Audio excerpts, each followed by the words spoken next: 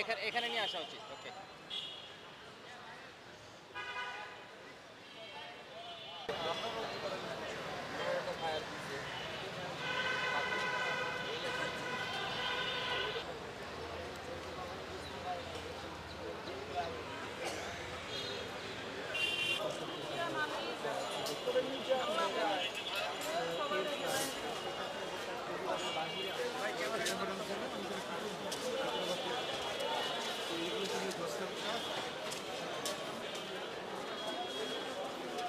লাগাবে নাকি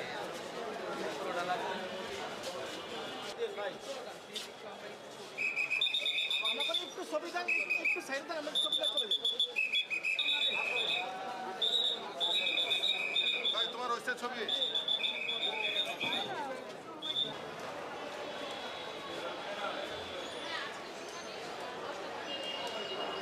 শেখ হাসিনা সহ আরও 14 জন আসামিকে 5 বছর কারাদণ্ড, 1 লক্ষ টাকা করে জরিমানা এবং অনাদায়ে 6 মাসের দণ্ড।